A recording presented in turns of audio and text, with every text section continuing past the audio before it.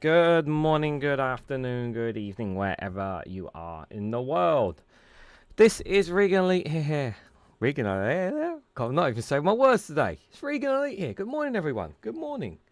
I don't know. Normally I just say good morning, good morning, good morning, but for some reason I'm saying my usual script here. I don't know. Must be the heat. It's been really getting to me, guys. Whew. And it's only going to get a lot hotter. How are you guys doing? I hope you guys are doing well.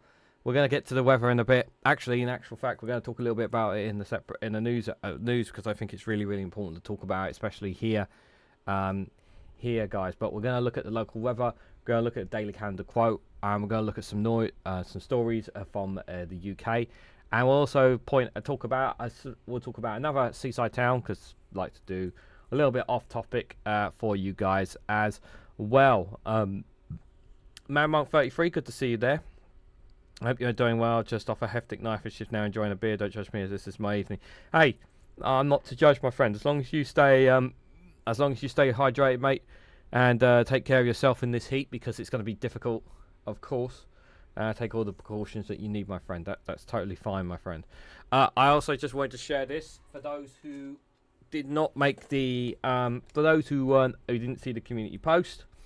Obviously, as you guys know, our cat Daisy passed was put down on Thursday, and on Friday we took her to the vets. I posted it already here, but this is the receipt. £106, guys, is how much it cost in the end. So I've kept that there just for reference because for those who donated a huge amount of money on Friday, which was very generous of everybody.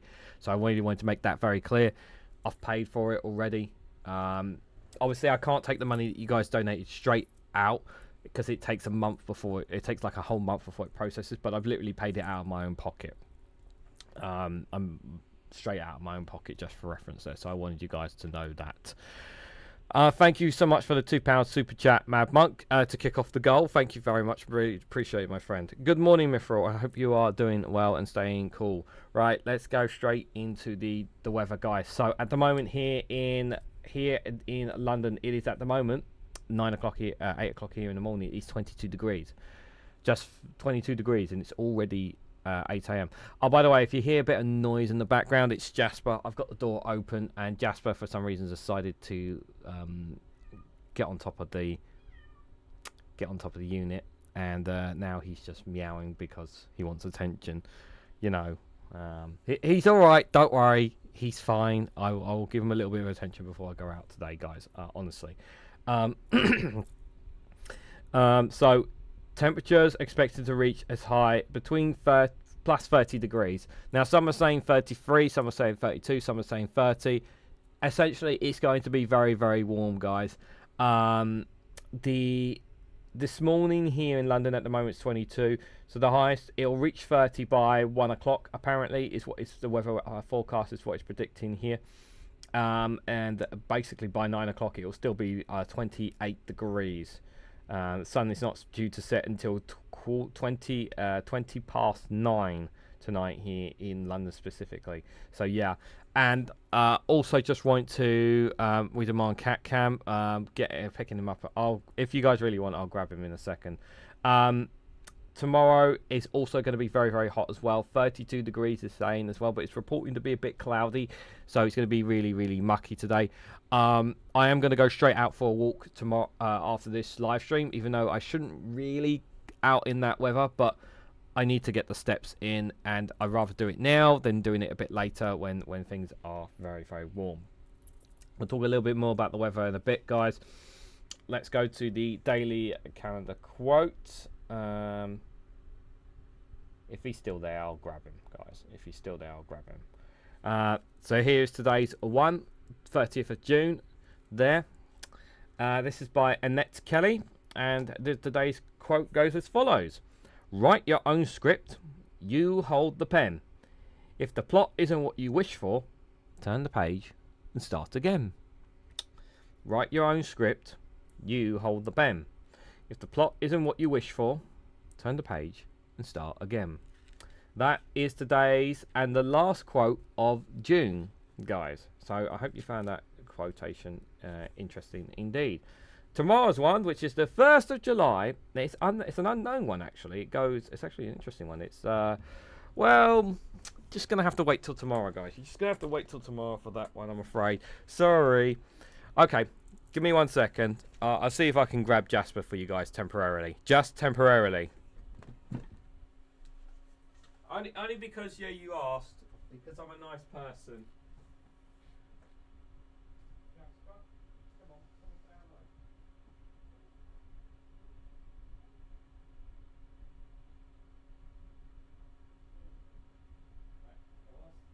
Right, can you say hello to the lovely people? Come on, because they want you to say hello. Jasper, can you say hello? Here he is. There's a cutie. Jasper, look. There he is. There he is, looking at the camera. There we go. He sees himself. There you go. There you go. There you go, guys. You got to see Jasper, okay? I'm going to put him back down now. Put you back in your spot if you are comfortable there.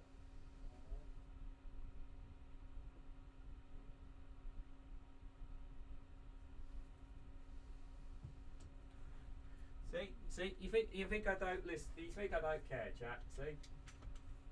There you go. All right. Hope that was worth it. You got your cat cam. Yeah, Jasper's all right. Jasper's okay. Honestly, guys. Honestly. Jane, good to see you there. Hope you are doing well. Last night was the warmest night for a while. Yeah, it's going to be really... It was bad. I struggled last night as well. We'll talk more about the weather in a bit, guys. Dodgery, good to see you there. Hope you are doing well. What is happening? Trip, did you miss Jasper? Oh, you missed Jasper. Shame. You have to scroll back and see Jasper now. Okay, let's talk about... I want to talk a bit before we go into some of the news. Talk about one of many great seaside towns. This one actually holds... I've only been there once or twice, actually. Very young. I think me and my partner are due a visit. Great Yarmouth, guys. How many of you have been to Great Yarmouth? This is a very nice seaside town. It's because of where it's situated. It's because it's near Norwich, on that part of the spectrum there. Really, I don't have too much memories of Great Yarmouth here. Well, let me tell you a little bit about it. So, Great Yarmouth, often called Yarmouth, is a seaside town that gives its name to the wider borough of Great Yarmouth in Norfolk, England. It straddles the River Yea, and it's named to the wider borough of Great Yarmouth in Norfolk, England. It is located 20 miles east of Norwich.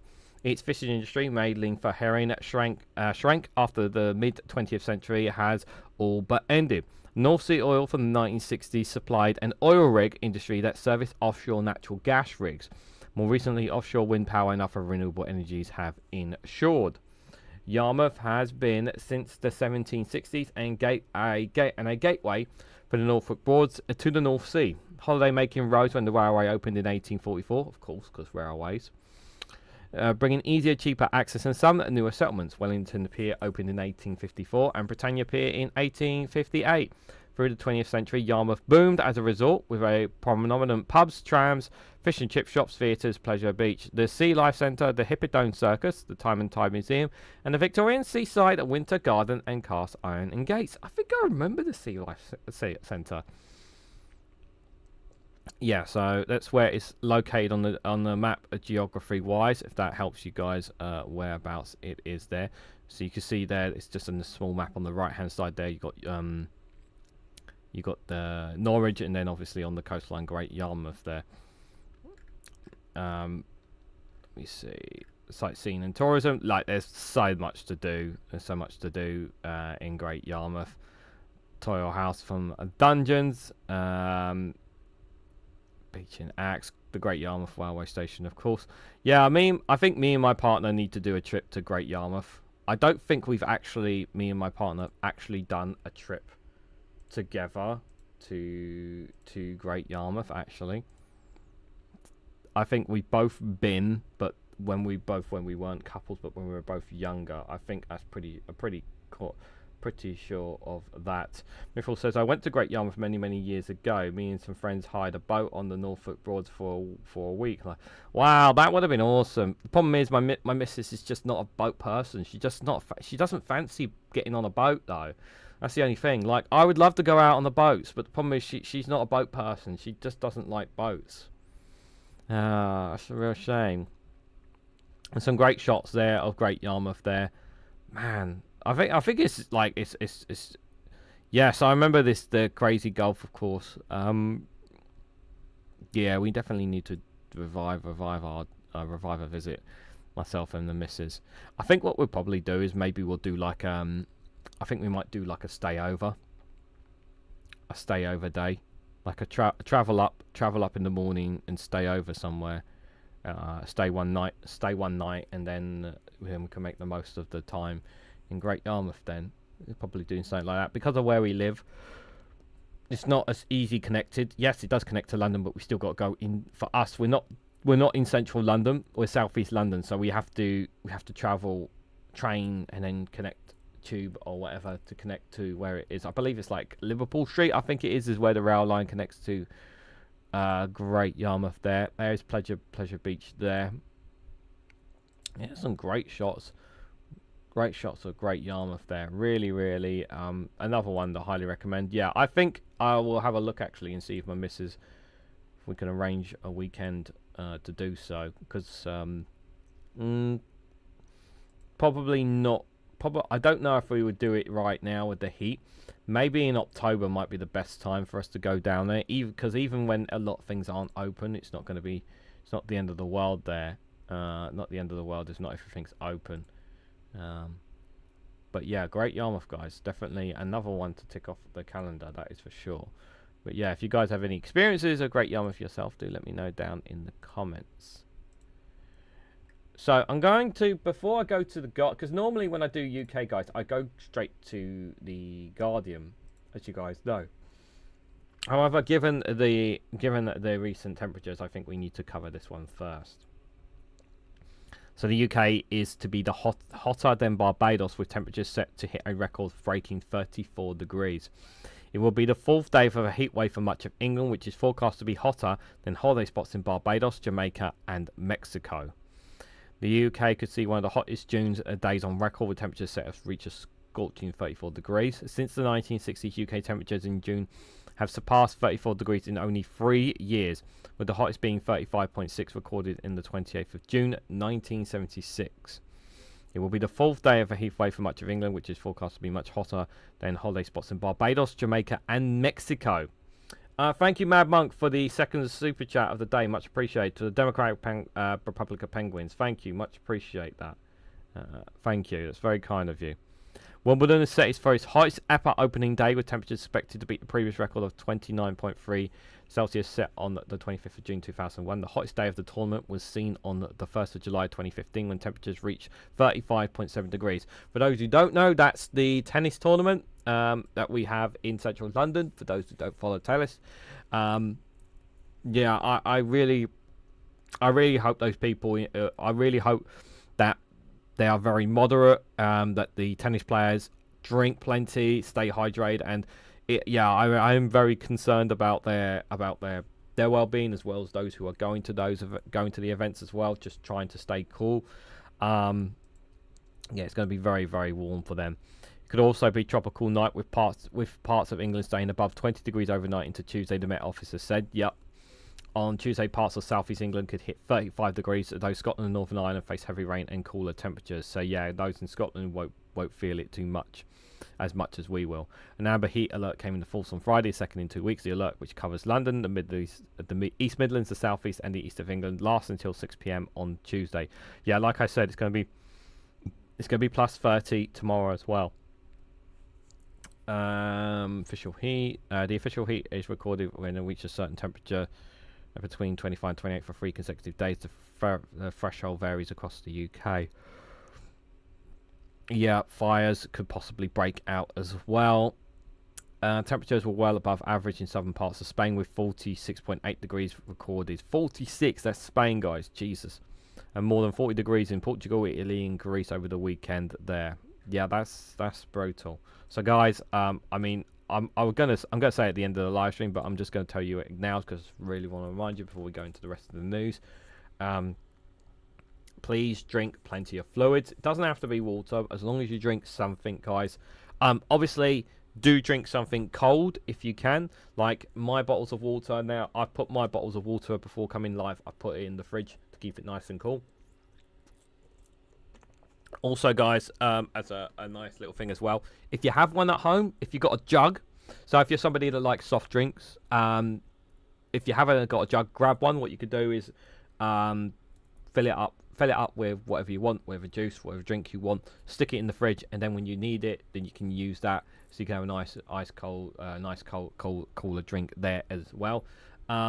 Other things you could do as well, if you wanted to, you could also put flannel, wrap it up in cold water or with ice as well. If you haven't got an ice tray, get an ice tray as well, for reference here, just in case you're wondering, because today's the worst day, the worst time for the heat wave, because on a Monday and Tuesday, because that's when I'm doing the most work here on the channel, so I'm going to be sitting in this room quite a lot, which is not good. So I've already taken the liberty of closing. Well, I always have the curtains closed anyway, but I'm going to have the windows shut for today, for most of the day until late in the evening, to keep the humidity out. Jasper's going to spend most of his day in our bedroom because it's quite cool in there, because we have the curtains shut and the windows shut as well. Do keep the curtains shut in your house. Obviously, when it reaches the mid part of the day, it's better to have the windows shut than open, because you don't want that humidity and heat coming in. So I do recommend keeping the windows shut during that period. And then what they normally say is that after about in the late evening or so, that's when you can then open up the windows and let some air in, or even in the late evenings is what they recommend. So but yeah, just please take all necessary precautions. And yeah, if you need it, get some sun cream on as well, because even if you're not walking too far, like for me today, like I know when I'm going to go for my walk, there's a good chance I could get sunburnt today. So yeah, I need to be careful for that. Yeah, and for you, Mad Monk, obviously you doing working overnight, and you've got to try and sleep in that heat. Yeah, just take whatever precautions you need, my friend. Take whatever precautions you can need.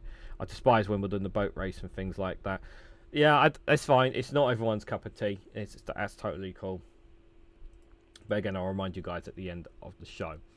Right, let's move on to other stories, guys. So extra costs are being disabled in the UK is to rise by almost 12% in 5 years, says Scope report. So an estimate by Disabilities Charity published on the eve of MP's vote on restricting welfare payments for new claimants. I think this is still going to pass despite the rebellion, the changes that the concessions that they have made, especially for those who are. The problem is guys, is for those who are already on it. Many MPs are not going to get as much stick, and they should are not going to get as much stick now, because they've guaranteed their PIP will be safe. So I still think it's going to go through. I still don't know why Labour are doing this. I still don't know why Labour cannot get more from the wealthiest in society. The criticism of Labour is absolutely right. And I just don't see how this is benefiting them. This is not benefiting them from a public's perspective. This is not benefiting them from a financial perspective either. Because because the thing is you're not going to you can't really cut the budget. You can't cut the entitlement budget, because even when you make the system more difficult, and that's intending what they're going to do. They're not changing the PIP. They're not changing the way the PIP works. Even if they make the changes to it, there's still going to be people who are going to be able to get on it. There are still going to be people who are going to be able to apply for it. And this whole talking, they keep talking on, banging on about getting people back into work, but they haven't even been clear about what the plan is to get people back into work. And this at a time when we have more than 3 million millionaires in the UK, and yet we can't ask them to pay a little bit more fair share of cash to make up the numbers. I mean, it's just not right, guys. It really isn't. So the extra cost of being disabled is on course to rise by almost 12% to 14,688 in 5 years, according to a new estimate published on the eve of a controversial vote to restrict welfare payments for new claimants. A threatened rebellion by more than 20 Labour MPs forced the government into last-minute climb down on its welfare bills by exempting claimants to planned cuts in a PIP, England's main disability payment. But about 50 of those rebellions are still known to be concerned that this concession could create a two-tier system where existing and new claimants are treated differently. This is exactly what's going to happen. It is a two-tier. It's literally going to be a two-tier system because of those who've already, because those who are afraid of losing their PIPs are not going to lose it.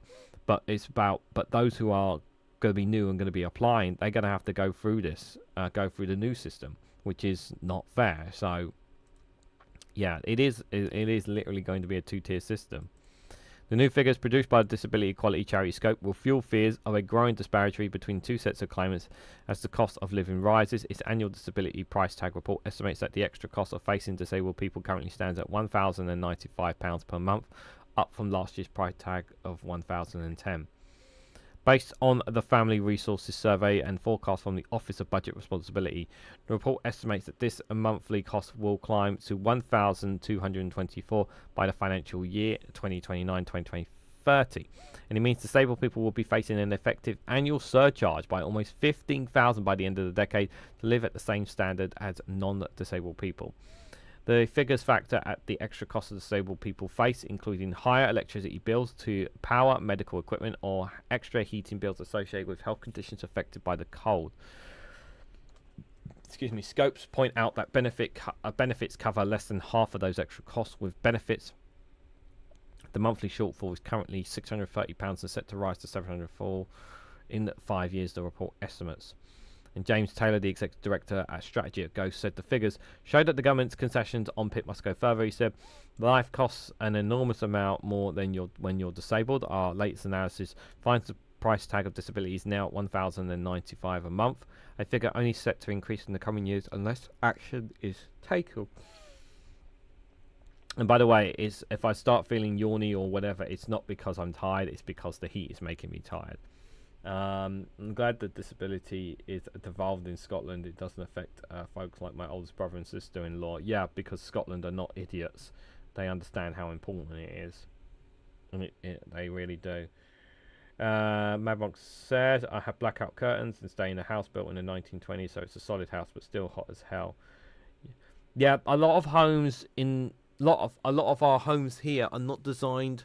They're not designed specifically for these temperatures. They're not designed specifically for a certain amount for heat. In comparison to houses and homes in other parts of Europe, because we don't normally experience these. Because obviously here in the UK, while we do get warm weather, we just don't normally experience it here. So yeah, the homes here weren't specifically designed about that. Yeah.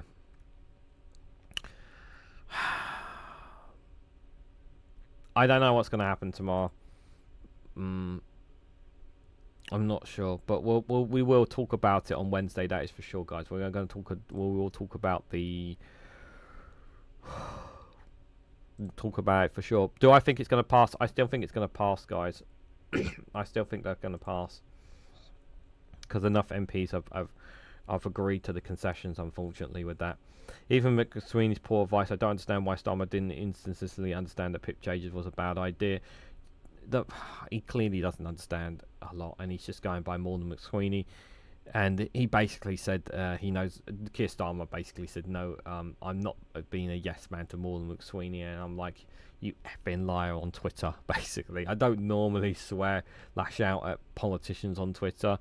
Well, sometimes I do on reform ones, but yeah, on that one I had to basically say, yeah, not buying that for 1 second, Keir Starmer.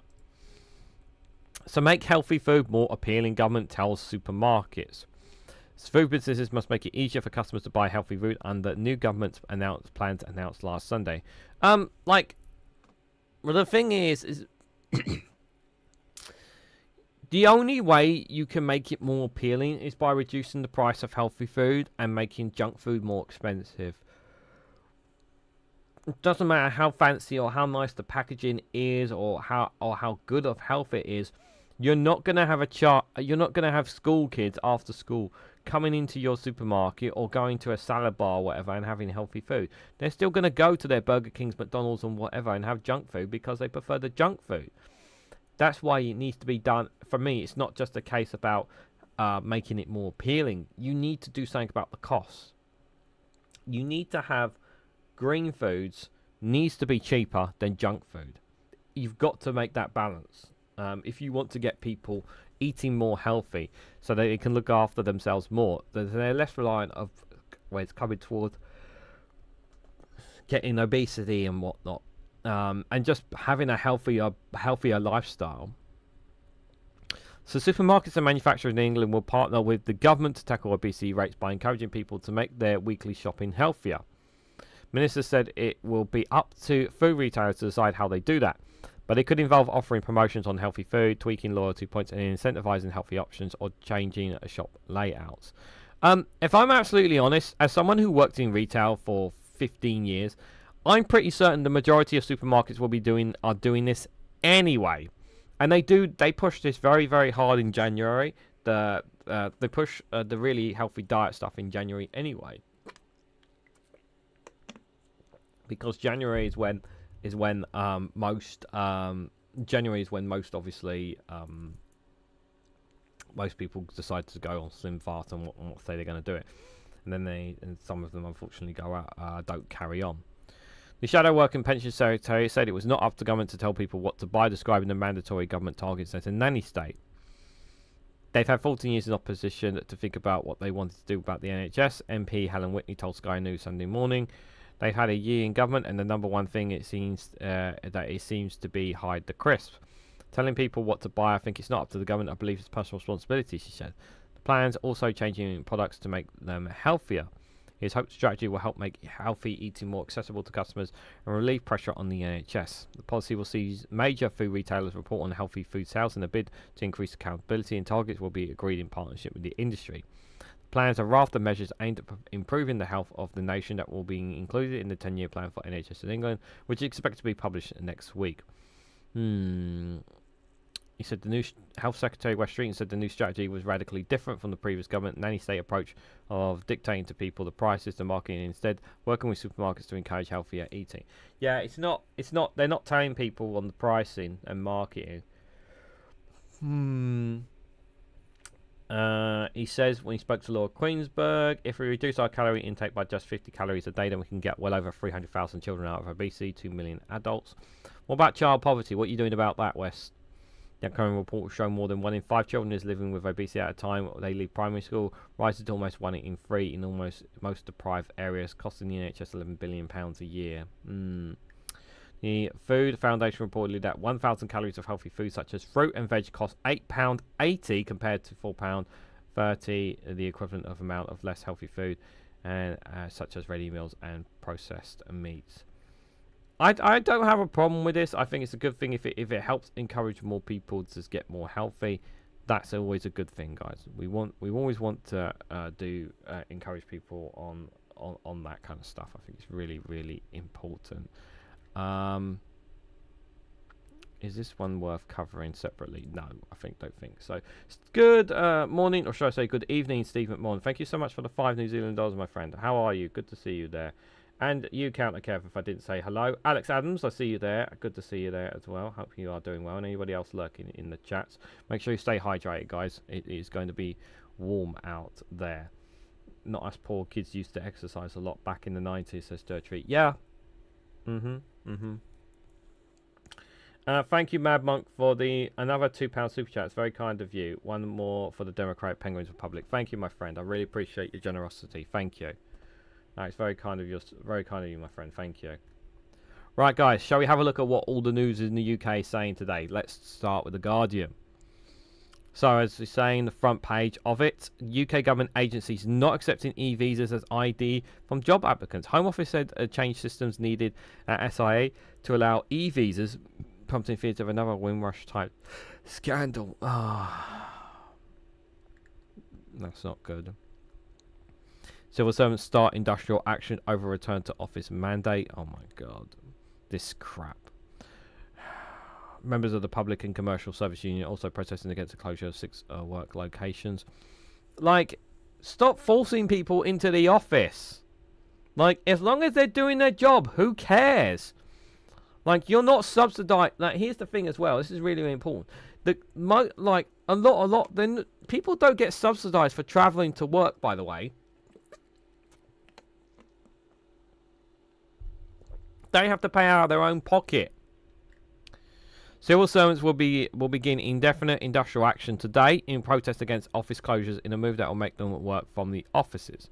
Public sector workers in the Ministry of Housing, Community and Local Governments in offices including in the capital will take action short of a strike from Monday. The members of the Public and Commercial Service Union said it was in protest against the closures of 6 offices, the imposition of rigid office attendance policies and the withdrawal of location-neutral recruitment. The offices set to close are Birmingham, Exeter, Newcastle, Sheffield, Toronto and Warrington. PCS members are working with the MHCLC offices, went on strike in April and May over the issue. Government has said changes are being brought in lesser expire and offices across England, including Darlington, Wolverhampton and Bristol, were being expanded. The PCS has been involved in separate pay talks with the government, with the union negotiating an above-inflation project pay for increase for staff. Pay rises will be capped at 3.75%. PCS President Martin Cavendish said from removing staff from an office before the lease expires is supposedly challenging lawful notes of industrial action. The employer seems intent to avoid proper consultation, disregarding fair process and alienating its staff. Closing local offices while rigidly enforcing mandatory office attendance doesn't make sense. The way out of this dispute is to negotiate, not frustrate. Yeah. You should. Yeah. Don't force them into the bloody offices. It's just not right. It's just not right forcing them into the offices. Lotus reassures business plans. It has no plans to shut Newark factory. Street condemns anti-IDF chants at Glastonbury, but it says Israel should get its own house in order. I'm very fascinated. I was very interested by these comments by West Street in here. So West Street condemns anti-IDF chants at Glastonbury, but he said Israel should get its own house in order. The minister said BBC and festival organisers have questions to answer over broadcasting chants during Bob Vallen's set. I do have a different take on it from other people, which I'm going to just say in a minute. But just before I do, thank you, Steve McMahon, for another $5 New Zealand dollars. Thank you for your support, my friend. I appreciate that. Helping me reach today's goal. Really appreciate it, guys. Man33 says, if you're a home worker and you don't get an allowance towards your electric bill, but they say it saves on transport costs. Yeah. I'm nearly 60-year-old. Don't bully me about what I should eat, says Mithril. I think they're just gonna. The thing is, they can't make people buy off the shelf. For me, you can't make people change their habits. If you want to force change of habits, you have to tie it to costs as well. That's how you change people's attitudes. Is cost. You have to tie costs to it. You can't just throw green food into front of someone's face and expect them to eat it. You know, like when I was a kid, I didn't eat fruit, vegetables, or salads. Yeah, you heard me. When I was a kid, I didn't eat fruit, vegetables, or salads. My mum I remember my mum making me sit for 2 hours on the dinner table because she put certain vegetables on my plate that I refused to eat. And she said, you're not getting off until you eat them. Okay. And then I just sat there for 2 hours and then my mum gave up.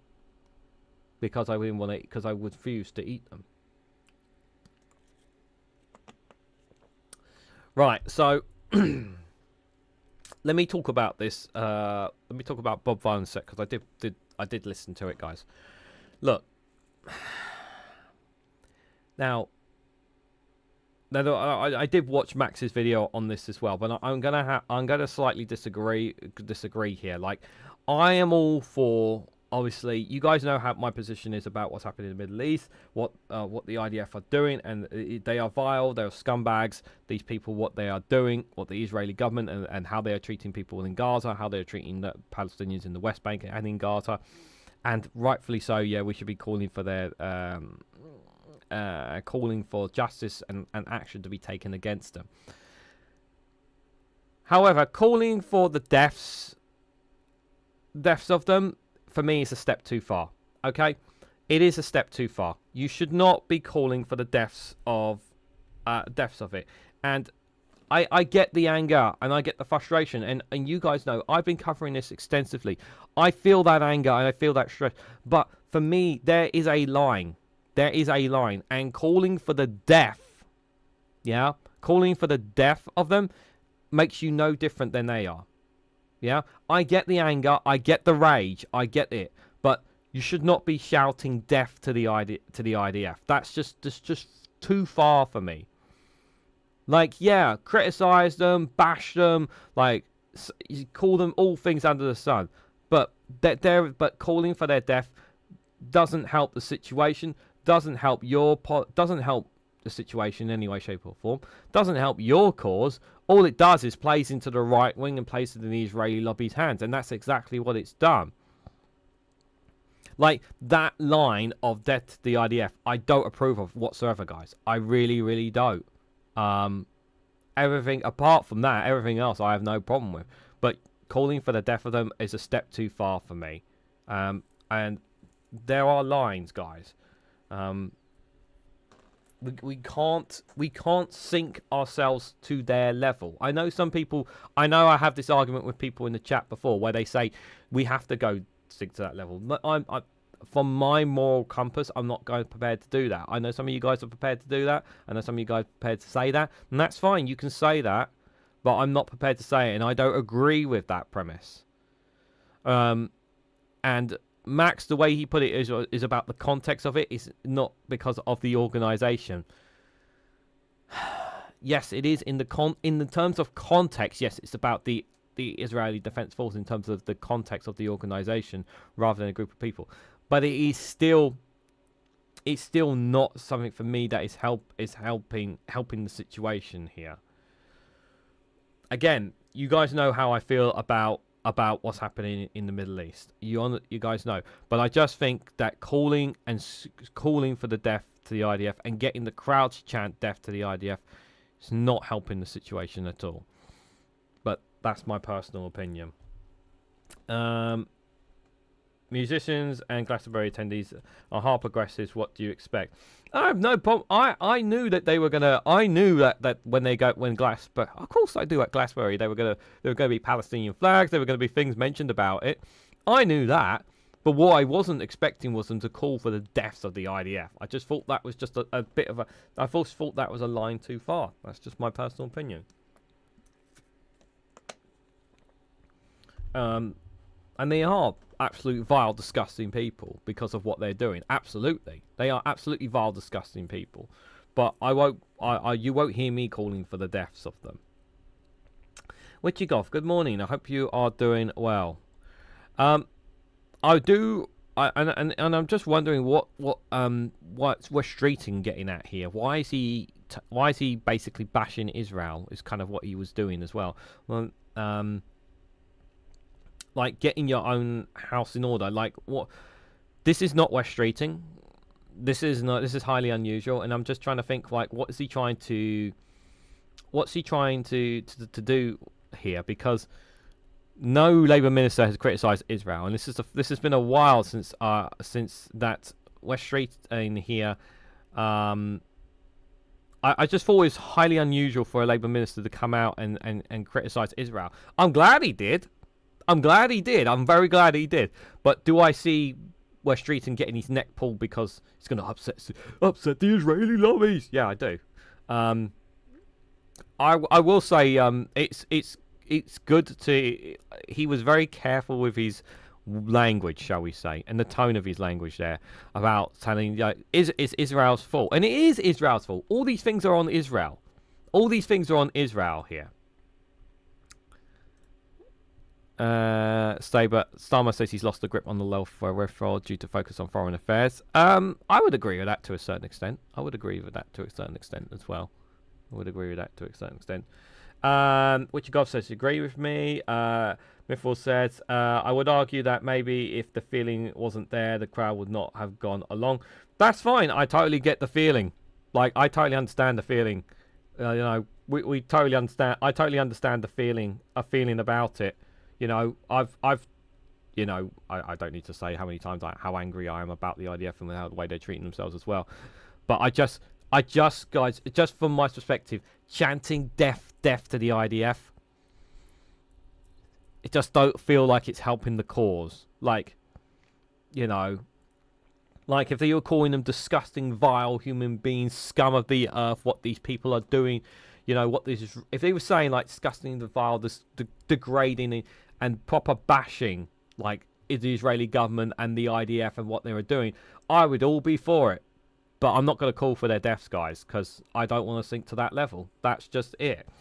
But I get the sentiment, I get the anger. I really, really do, because I'm with them. I'm with them. I'm sure you guys are with me on the anger. I really am.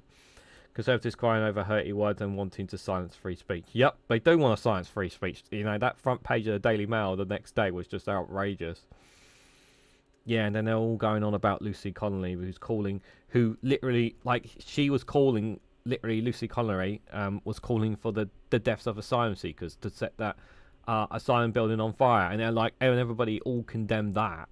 And it's not the same comparison. They must have been late with their last checks, says Mithril. I believe the IDF should be held to account, but it starts with the Israeli PM. Yep. Unfortunately, we're not going to get any accountability, Mad 33, as much as I want to. I want himself. Good morning, Matt Parker. Good morning, All Street is positioning himself to take over the party. He's not in a safe seat. His seat is not safe. He got lucky yet to keep his seat. You know, if there was a bigger enough campaign, they could push him off it. You know, push him off it. Number of new UK job entry levels has dived since ChatGPT launch. People keep telling me I need to use AI. I do need to make time for it. Members of the public need to be selected for honest conversation about MPs' pays. Unsung was Observatory Workers' first professional female astronomer, experts say. Glastonbury organisers warn of traffic delays, leaving site amid 30 degrees temperatures. Yeah, people travelling home from Glastonbury, God, in that heat. Oh, yeah, I feel for them. Really, really do. Man criticises Home Office for keeping visa fee of wife who died before reaching the UK. Shipload of cars ready to set sail for the US from the UK as trade deal kicks off. So some stories from The Guardian. Wow, we've already run through quite a lot already here. Welfare of Birmingham rumbles on. Less than 48 hours until Starmer finds out if his benefit reforms survive. Dozens of MPs calls on Starmer to urgently establish Ukraine-style visa for Gazans. Yeah, that would be a nice one, but we don't. Yeah, not. I mean, yeah, if they want to come to the UK, they should be allowed to. I don't see why not. Concessions to welfare reform could be revived after Labour MPs forced retreat. PM condemns appalling hate speech at Glastonbury as organisers say anti-IDF chants crossed a line. The only line that was crossed was death to the IDF, in my opinion. Everything else I have no issue with. Yeah, that's the only line I have an issue with. Everything else is fine, guys. Everything else I don't have an issue with. Amber heat warning. Talked about the heat wave already. Survive the heat wave. How to pick the right sunscreen to protect your skin. Me personally, I use Nivea sun spray, factor 50, and it does the job for me. But everyone's is different, and sun cream is so expensive these days. So expensive. It's insane. Good morning, Ellie. Hope you are doing well there. It's far too expensive, sun cream. It's outrageously expensive. Just to stop yourself from getting sunburnt. No wonder some people are like saying, "Nah, screw that. I'd rather get sunburnt." BBC here. Welfare U-turns means that we are in better positions to stream. I don't know about that. MP refers himself to Commissioner over a cash for questions claim. Starmer says fixing welfare is more imperative. Plans to help benefits recipients into work is a mess. Says DWP officials. Of course they are a mess. What did you expect? PM benefits cuts U-turns leave backbenchers feeling bruised. It's not a full U-turn though.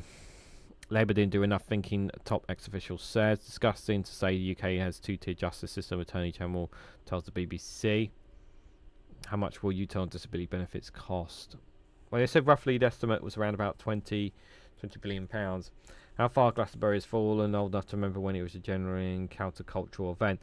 Yeah, do you know what was really funny? Somebody shared a picture.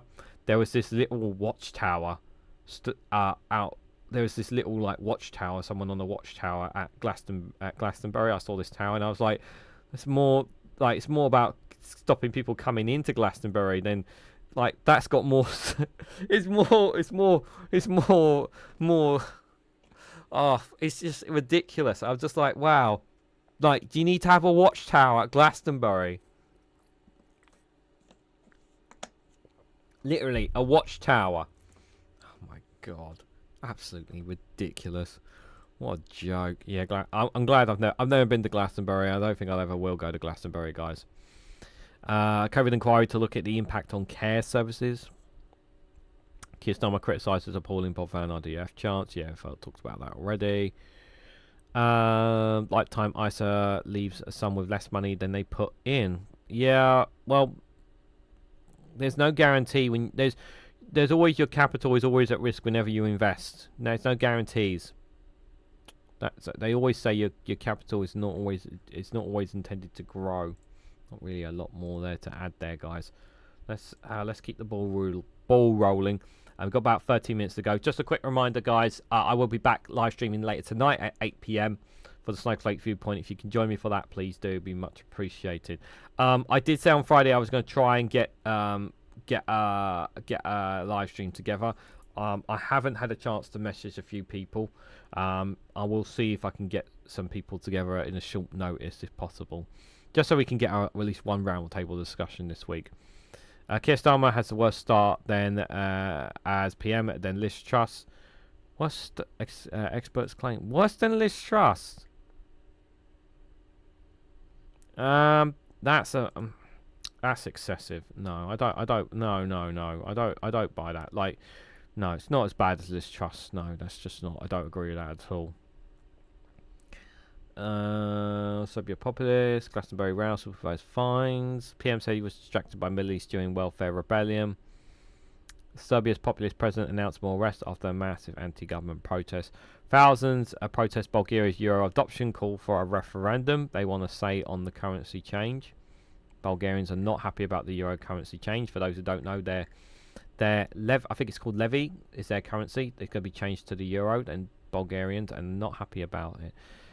NHS to use AI alarm system to prevent future scandal. Let's have a quick look at the front of the Independent.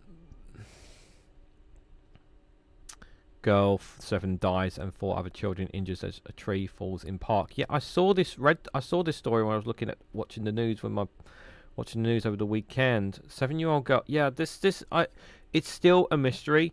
And instantly my mum says, yeah, they should sue the council, and I'm like, you don't know the full context of the story. Like, the first thing she thinks about is suing the council. It's just like, well, they're like, is it the council's fault that a tree falls over? 7-year-old girl has died and a 6-year-old in critical condition after a tree fell in the park over Essex over the weekend. 3 more children received minor injuries and received hospital treatment after the tree fell in Chalkwell Park, Southend-on-Sea, shortly before 3 p.m. on Saturday. Dozens of people saw the incident and rushed to try and lift the tree, a witness said. Essex police received an update on Sunday, said that a 6-year-old girl in critical condition receiving urgent round-the-clock care surrounded by her family. Assistant Chief Constable Lucy Morris said the child's condition is still very serious. We're continuing the investigation into the circumstances around the collapse of the tree, she added. The force is urging members of the public who witnessed the incident to contact the investigation team. Yeah, because I'm generally... the thing is we don't know the reasons why this tree fell over, how it happened. Yeah, if they said what's happened, everyone ran towards the clubhouse where the tree was. The tree had snapped, and I think there were 4 children. The 5th one slightly further away. I think she'd been hit by a branch. 2 of them were under a smaller branch. They were rescued eagerly, fortunately. So we got standbys. Must have been 40-50 people who then tried to lift the tree upwards and to the horror. And to our horror, these 2 little girls got stuck underneath it. Jesus. Yeah, the thing is, what we don't know is how the tree fell over. That's the thing we don't know. And I really want to stress this. You can't blame the council for a tree falling over unless they knew the tree was a threat. It's a tough one to understand. The thing is, it's difficult to know the the full story there. Pride organisers want Trump DEI purge indirectly everything hitting UK events. Disabled people could face extra annual costs by 15,000 by 2029. UK hunters shoot dozens of endangered animals, including elephants. Oh, I hate you people. Oh, by the way, did you guys hear about what happened over the weekend in Hungary? Because we're not covering world news here, but I thought I'd just show you guys. Yeah, Viktor Orban, the Prime Minister, basically said, "We're banning Pride. We're not having Pride this year." Guess what the Hungarians did? They had a massive Pride parade, and they couldn't do a damn thing about it. Stuff it, Orban. SDI paper: why Britain's social care sector would crumble with another pandemic. Yeah, it would panic. It would crumble. It would. Starmate is too friendly to Trump voters, warns. Another exclusive there. Send UK seized illegal dirt bikes to Ukraine to help beat Russia, MPs urge. Okay. Western wanted you to cut 50 calories a day to be healthier. Is he right? That is a good question. Not everyone wants to cut their weight low. Spanish Sea opened a holiday makers without a tourist protest in sight. Divas and angry viewers, why Glastonbury is a 90-hour headache for the BBC. Yeah, it is a bit of a headache for them, that's for sure. Oh, Steve, thank you so much for the 10 New Zealand dollars. Thank you for your support. Really appreciate that. Thank you. Looked like a good turnout. They had a good turnout. I mean, I was watching a bit of it on Saturday evening, watching a little bit of the show. I don't watch it too much. I don't really normally watch it, but like it was pretty cool watching the crowd tuning in with the music and that. It is pretty awesome, to be fair. Good morning, Martin. Hello. Hope you are doing well. Starmer's too friendly to Trump voters warn. I think he's handling Trump pretty well. My personal opinion. I think he's handling Trump very, very well. The way he's handling it, in my opinion. Some people may disagree. Iran, the CIA, his wife, China's new London embassy is a security threat. It's the same thing as before. Yeah, it's near just where it's going to be built. It's not really ideal. Prison firm Serco pushes to increase searches on own staff to curb corruption. Yeah, because it's the staff members who could be potentially responsible there. I'm trying not to sneeze, just out of curiosity. That's some of the stories from the iPaper. Let's have a look at the Financial Times. A minister faces showdown on UK welfare reforms. His concessions failed to squash rebellion. He hasn't completely killed it. The lady that filmed it is getting bullied online. What's filmed what exactly? Trip. Sorry, I'm not paying attention to the conversation. Oh, Stephen Banker, good to see you there. I didn't see you there. Hope you are doing well, buddy. Must have just popped in out of nowhere there. Hope you're doing well. Lotus reverses plans to shut factory after UK offers fresh support. 1 year in, what has the government achieved? Yeah, nearly a year in. It's not here just yet. London listed company piles into Bitcoin. Street inputs robotics surgeons at the heart of the 10-year plan for the National Healthcare Service. Nigel Farage pledges to install business chiefs in government if he wins power. Private health insurance cover is essential. Says a third of the working population. So there's some of there. Let's have a look at the front page of the Financial Times. Canada scraps tech tax to advance Trump trade talks. Lifetime ISA fight raises risk of making poor financial decisions, says MPs. Yeah, most of my money is in my money. I like to spread it around in different places. Yeah, it's like the thing is it varies really on that. Oh, thank you, Mad Monk. Just because I can. Yeah, just because you can do that if you really wanted to. Thank you, Mad Monk. I really appreciate it. Honestly, mate, I really hope you get some sleep. Yeah, in this heat. I really hope you do, mate. Thank you so much for your super chats this morning. Very generous of you.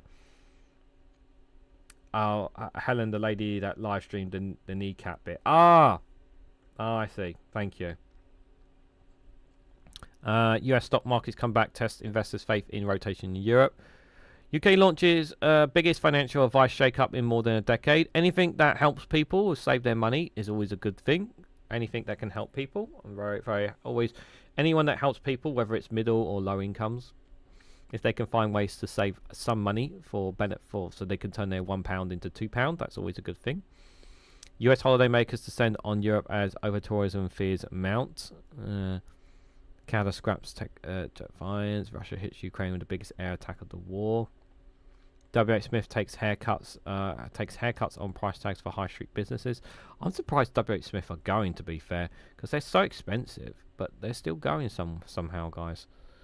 Bupa fined 23 million in Australia after unconscionable conduct. Why skyrocketing cocoa prices not benefiting African farmers? Poland to boost houses shells output the face of Russian threat. So some of the stories on the front of the Financial Times there. Let's have a look at the Times. Drop spending review process urges Tony Blair Institute. No.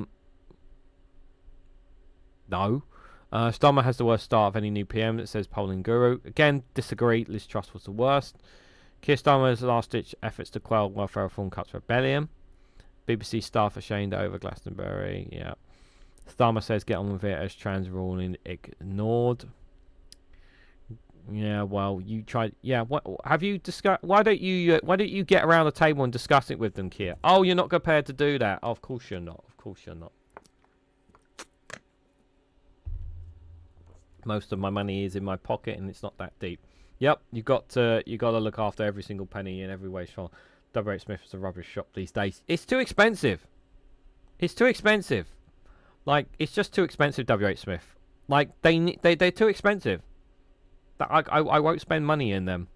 Like I just won't. Like, I never go in the shop. Almost never go in the shop. Like, the only time I ever went into W.H. Smith was just to pick up a Barline Times book article. Islamic extremists fueling rise for anti-Semitism, warning that predators will use digital ID to groom children. Starmer plans to win back authoritarian foes. Hospice cash crisis could put patients to seek death. That does sound a bit like again, like it's still a long way away from being done, guys. It's still a long way away from being completely done. The assistant dying, it's still got to go through the laws, and there's going to be concessions as we go along. Hate speech rapper must be treated like Lucy Connery. No, I don't think so. No, Lucy Connolly was calling for the deaths. Lucy Connolly was advocating for the. This right here. This is why I wasn't happy with the comments he made, because it gives carte blanche to the likes of the Telegraph and the right wing to make that comparison of Lucy Connolly. I don't want that comparison. I don't think it's a fair comparison. But the comparison is there, and it's not. And in a way, it's not too similar in their minds, because Lucy Connolly was calling for the burning of an asylum building with innocent people in it, of an asylum hotel with people in it, and he was calling for the death of the IDF. And I know it's not the right. I know it's not the same comparison, guys, but it gives them. But him calling for that gives this opening for them. Broadcasters must air views that trans women are women, says Ofcom. Tree that kills 7. Police chief suspended, rejecting nonsense racism chants. Jeff Bezos' wedding ends with pajama party. Oh, I fucking hate this man. What he's done in Venice, disgusting. Absolutely hate this man. It's funny actually, because when I was watching, I think it was BBC or one of the news channels on Saturday evening with my parents. Like, the mayor of Venice was basically making the point that although they don't agree with Jeff Bezos, like they gave them a lot. He gave them a lot of money. That's good money for them. So yeah, I don't agree with it. I don't think Byline Times. It's not. It's just stories from Friday, guys. So it's not really worth showing you guys that, just for reference there as well. So we have hit 9 o'clock, guys, so it is an hour gone. If you guys want to head over to Morning Brew with Graham Hughes, you're more than welcome to do so. there. He'll be starting any moment. At 10:30 today, Dave McGuinness will have the paper review there. I will try to make it back in time for that. No promises, because I'm going to go out for my walk at the as soon as this live stream ends. I'm pretty sure the two Davies will be doing their show today at 4 o'clock. I believe David Mulligan is back from his holiday. Correct me if I'm wrong. We'll find out from Dave McGuinness today. He'll say if that's the case there. But I will be back tonight at 8 p.m. For the Snowflake Viewpoint. We'll be covering the latest news from the UK. We'll definitely be talking again about the welfare changes. I wouldn't be surprised if we're talking about reform and Nigel Farage in some way capacity as well. But thank you guys all for coming along. Thank you guys for thank you Mad Monk and Steve Moore for the very generous super chats today. Really appreciate it this morning, guys. I really, really do. Very generous of you guys. Please, please, please stay hydrated. Please take care of yourselves. If you need to put sun cream on, please put sun cream on, guys. Just take whatever precautions you can. It is going to be a very, very hot day. I cannot stress that enough. Please take care of yourselves out there, guys. Really, really important. But just before you go, if you can, hit that like button, share it across social media, subscribe if you haven't already. Thank you all so much for watching, and I hope to catch you all very, very soon.